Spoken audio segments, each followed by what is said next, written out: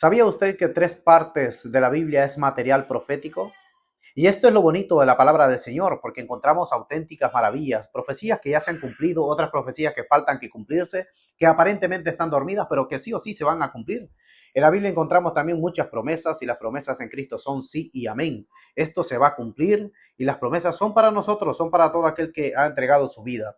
En Zacarías capítulo 9, verso 9 encontramos una profecía tremenda, una profecía muy bonita, que el profeta Zacarías invita a la ciudad a que se alegre y a que dé voces de júbilo. Dice así, Zacarías 9:9, alégrate mucho, hija de Sión, da voces de júbilo, hija de Jerusalén.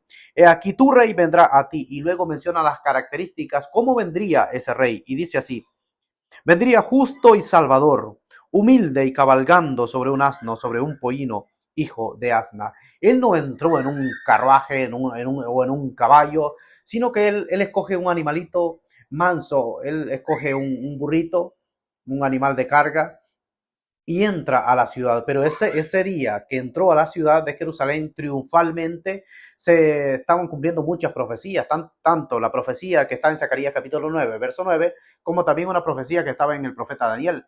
Y otra profecía que también está en el libro de Ezequiel. El profeta Daniel había anunciado que ese sería el día de la visitación del Señor. El profeta Ezequiel había anunciado que esa puerta iba a permanecer cerrada porque por esa puerta y entró, dice Dios, y por esa puerta del este fue que entró el Señor Jesucristo. Esa semana era una semana muy importante donde los sacerdotes se iban a la ciudad de Belén a traer los corderitos, a traer los animalitos para posteriormente ser sacrificados en la Pascua.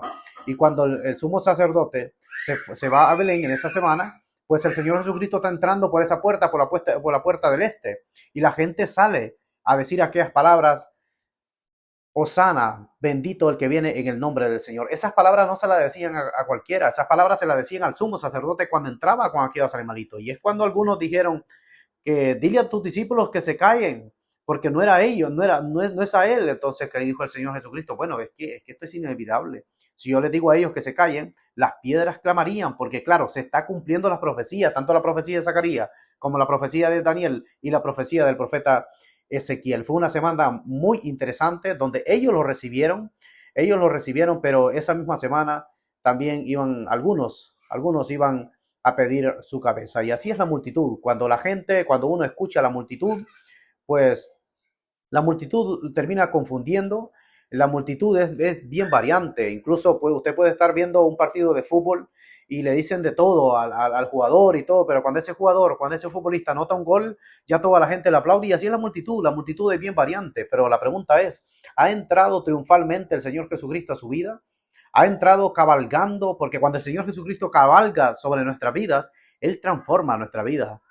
Él nos vuelve mansos y nos quita todo eso salvaje que traemos nosotros del mundo. Cuando el Señor Jesucristo entra triunfalmente a nuestra vida, Él lo primero que hace es limpiarnos de nuestros pecados, de nuestras inmundicias, de nuestras maldiciones, y Él nos transforma, como lo hizo en el templo, porque después de que entró triunfalmente a la ciudad de Jerusalén, Él va al templo y saca patadas a toda esta gente que estaban, toda esta gente que estaban, a todos estos ladrones que estaban en el templo, y Él los llama: esta es mi casa, esta es mi casa, y vosotros la habéis convertido en una casa, en una cueva de ladrones. Y sacó a patadas a toda esta gente. Limpió el templo de adentro hacia afuera. Y cuando se produjo esto, pues luego venían los jóvenes, dice, mucha gente era sanada y empezó la alabanza y todo. ¿Por qué? Porque ya había orden, ya había santidad. Y cuando el Señor Jesucristo entra triunfalmente a nuestra vida, entra cabalgando y Él toma el control, toma las riendas de nuestra vida, lo primero que hace es que pone en orden nuestra vida y empieza a cambiarnos y empieza a transformarnos y empieza a santificarnos y empieza a quitar todo aquello que a Él no le agrada, cortar todo el orgullo, cortar toda arrogancia, cortar toda altivez, perdonar todos los pecados y nos transforma. Eso es lo que hace el Señor Jesucristo cuando entra triunfalmente a nuestra vida. La pregunta es, ¿ha entrado triunfalmente el Señor Jesucristo a su vida? Porque si usted no ha cambiado, pues a lo mejor lo recibió, pero también lo negó. Porque una cosa es que yo tenga la información de la palabra del Señor, una cosa es que yo sepa historia de Él, una cosa es que yo tenga el conocimiento, pero otra cosa es que yo tenga una relación con Él. Porque cuando yo tengo una relación con Él es cuando Él viene cabalgando sobre mi vida y Él toma el control de mi vida. Y ya uno dice, ya como decía el apóstol Pablo, ya no vivo yo, sino que Cristo vive en mí. O sea, que el Señor Jesucristo gobierna nuestra vida cuando nosotros en verdad le entregamos nuestro corazón, le entregamos nuestra vida para que Él la gobierne y Él sí puede hacerlo correctamente porque Él es Dios.